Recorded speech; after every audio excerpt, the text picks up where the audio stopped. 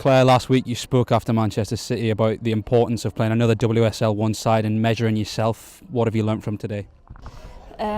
Girls' organisation's been fantastic today. Everton are a good side, good, neat, tidy on the ball, posed opportunities for them to get forward. The benefit we've seen today is that we can actually cause them some problems, but we just need to be a little bit more, clinical, a little bit more movement. But it's always difficult when there's 10 players down. But that for me shows a good character, that we can be organised. The girls have got good experience from that, and we can move down to the league, move on with it. Mick, end of the first half going down to 10, but in the second half coming out and seemed to be the stronger side for the first 45 minutes. What happened at half time and what do you put that strong second half comeback down to? Well, basically I had to restructure the team and go 4-4-1. We've played that way before over 3 or 4 years, to be fair, so it was just getting that defensive block of 8 organised again and making it difficult for them to play through us. But it was also changing Beth's role, so she didn't go chasing centre halves. It was about dropping in and playing, if you like, the 10 role that we would normally play in a 4-3-3, so she was dealing with whoever their deepest midfield player was, and it worked. It allowed us to counter-attack on them and cause them problems, and we could have scored a few goals, to be fair, and I was really pleased with the organisation and the efforts of the girls.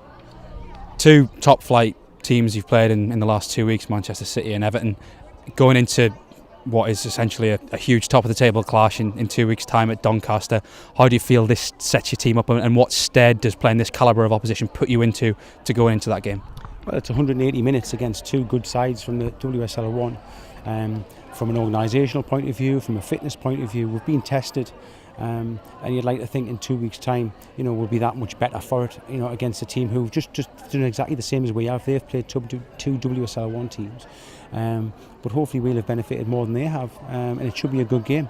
But we'll certainly be better and fitter than we were when we played Yeovil a few weeks ago. Claire, another week off after 5 weeks off very recently. How do you prepare over the next 2 weeks, and is there a frustration for yourself and the other coaching staff and the players that you have to wait again? I think the girls will want to play as early as they can, but obviously we've got to look at now, is the training right? Can we make sure that we look at things, again, what we need to improve on? That will certainly get talked and looked about with staff, and we just move on again. It's, we're no different than any other team.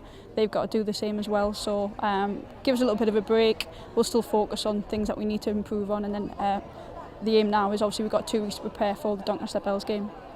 Today, Continental Cup game, previously meeting Doncaster in the Continental Cup, you came out as 2-0 winners. Do you think that'll come into play at all, and that result in 2 weeks' time?